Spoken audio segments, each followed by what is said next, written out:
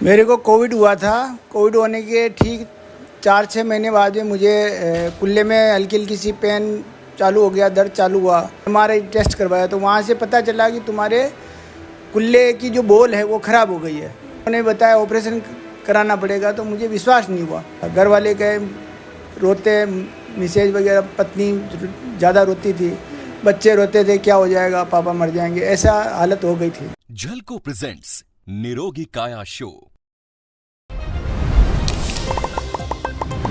हमें डॉक्टर्स ने वाकई जो है भगवान रो रूप कयो जावे, और क्यों कयो जावे है ये वो हमारे हिसाब काफ़ी स्पष्ट है। छोटी लेर, बड़ी कोई भी दिक्कत जो फिजिकल तौर पर आपने वह है या फिर मेंटल तौर पर भी आपने वह है, तो डॉक्टर्स ने करें उरो जो है इलाज वह है। लेकिन डॉक्टर्स भी अलग अलग तरीका रहा वह है, हॉस्पिटल्स भी अलग अलग तरीका वह है।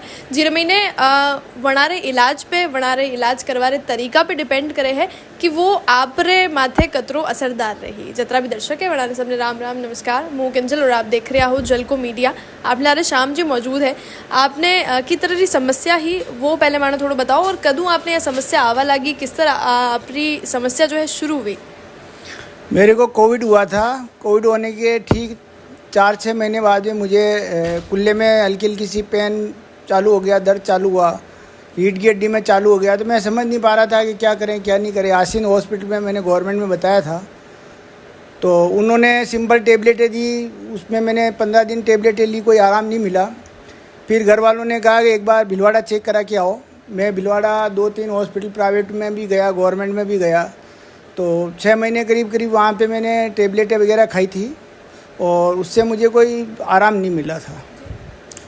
फिर मैं बेड रेस्ट पे चला गया। फिर मुझे बहुत सारों ने ये कहा कि कुछ समझ में नहीं आ रहा क्या करें। फिर वापस मैं उदयपुर गया, गीतांजलि में, वहाँ पे मैंने MRI टेस्ट करवाया। तो वहाँ से पता चला कि तुम्हारे कुल्ले की जो बोल है वो ख़राब हो गई है।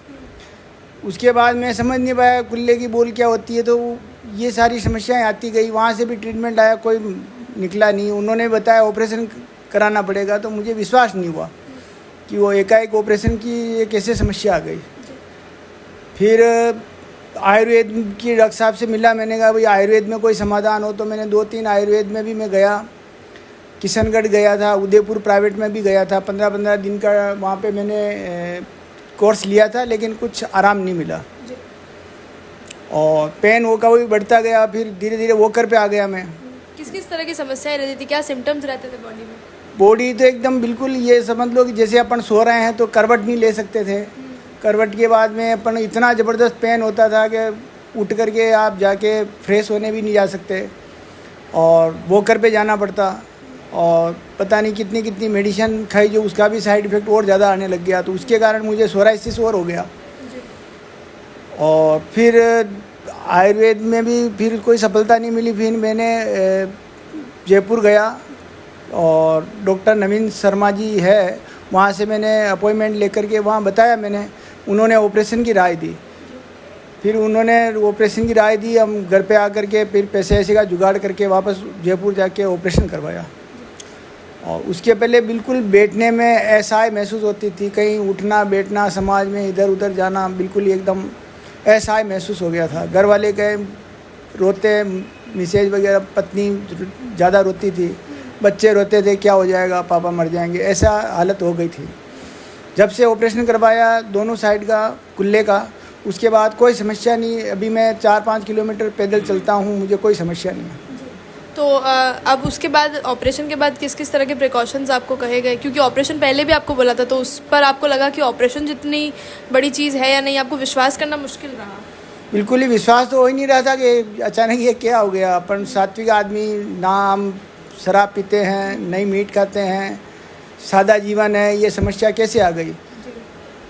फिर जैसा था ईश्वर को मंजूर था, हमने ऑपरेशन करवाया, और बिल्कुल ठीक आराम है। अब आराम से 4-5 किलोमीटर पैदल चलता हूँ, और मुझे कोई समस्या नहीं होती। ऑपरेशन के बाद कितने समय का बेड रेस्ट रहा, क्या प्रिकॉशंस रहे? मुझे तो 4 दिन का बेड रेस्ट टाइप था, उसके बाद वॉकर से चलता था, ऐसा कोई समस्या नहीं। 4 दिन बाद चलने लग गया वॉकर पे। तो अभी किसी भी तरह की समस्या नहीं, उठने बैठने किसी भी तरह की? नीचे हम लोग नहीं बैठ सकते हैं, बस फर्श पे नहीं बैठ सकते हैं, चौकड़ी लगा के नहीं बैठ सकते हैं, और दौड़ने के लिए मना कर रखा है। और सीढ़ियाँ कम से कम स्टेप चढ़ना आपको, बस ये बता रखा है, उसके फॉलो करते हैं। बाकी चलने वगैरह में उसमें आपको कोई भी दिक्कत नहीं जो पहले हो रही थी? नहीं, मैं 4 किलोमीटर 5 किलोमीटर पर डे चल लेता हूँ, मुझे कोई आभास नहीं होता है कोई प्रॉब्लम है। और मेरी उम्र ही 54 साल है, फिर भी मैं ईजी वे में चल लेता हूँ, मुझे कोई समस्या होती नहीं है। जी, कुछ एक्सरसाइजेस वगैरह कुछ अलग बताइए। नहीं, उस टाइम बताई थी एक्सरसाइज, कुछ महीना भर की बताई थी, उसके बाद हटा दिया। फिर उन्होंने मना कर दिया कि अब ज़रूरत नहीं है, आपको नीचे नहीं बैठना है। 2-4 चीज़ें बताई, नीचे नहीं बैठना है, सीढ़ियाँ नहीं चढ़ना है, ऐसी चीज़ें। ट्रीटमेंट के दौरान जो हॉस्पिटल आपने ऑपरेशन जहाँ पर कराया है उसकी सर्विसेज कैसी थी, किस तरह की हॉस्पिटलिटी थी वहाँ की? उनका सबसे बड़ी चीज़ तो एक तो कनेक्टिविटी अच्छी है हॉस्पिटल की, और वहाँ का स्टाफ भी कोऑपरेट करने वाला था।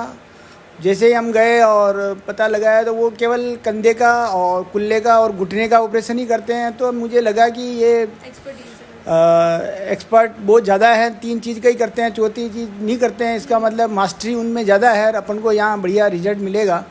क्योंकि मेरे पास के गांव में भी उन्होंने ऑपरेट करा चुके हैं, वो उनसे मैं मिला तो उनका भी सपोर्ट रहा। उन्होंने मेरे को राय दी, भाई आपको उदयपुर जयपुर जा कर के एडवांस हॉस्पिटल डॉक्टर नवीन जी शर्मा है, उनसे ऑपरेशन करवाना चाहिए।